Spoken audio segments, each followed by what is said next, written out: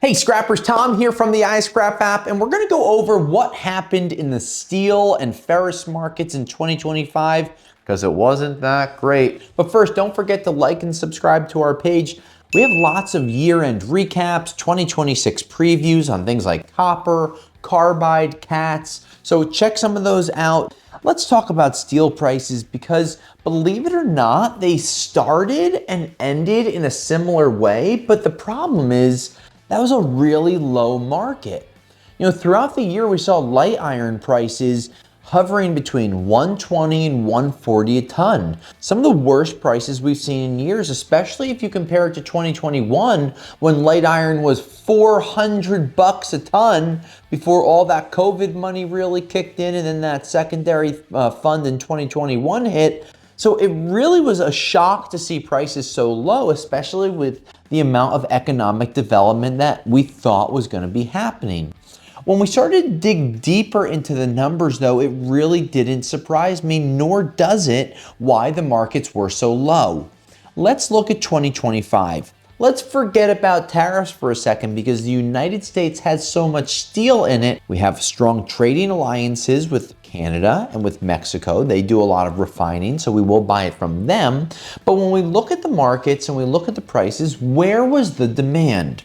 Now, in the past, we have lots of manufacturing facilities that would be pumping out products, and those manufacturing facilities are making their way back into the country, which is a great thing for 2026 and 2027, but that doesn't mean it's happening today.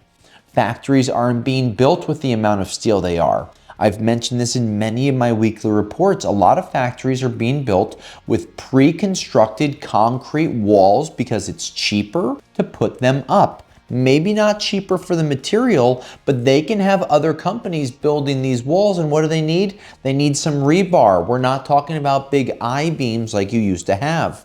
Let's take another example of power plants. Power plants used to have footprints that could be 500,000 to 600,000 square feet in size.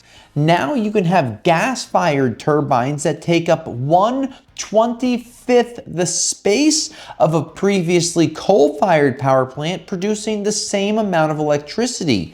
Well, that means that you have a hell of a lot less steel to put those things together.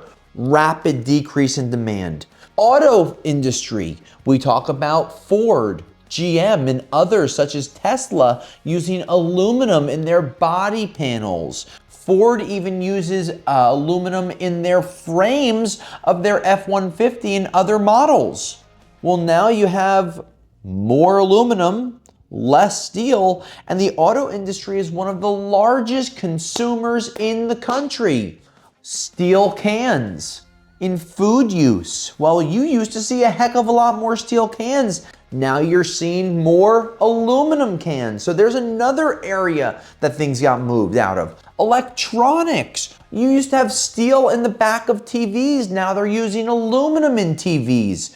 It's lighter. They want to make them thinner. They want to make them as big as possible to put on walls. And I haven't even mentioned energy costs. Oil this morning hit 52-week lows, so we're seeing energy costs going down, which is great for our gas, great for filling up at the tank, and it should be better because you have lower processing costs, but because there's lower processing costs on steel, they don't have to recoup that in the new sales numbers, and those prices came down. So we had a steadiness throughout 2025.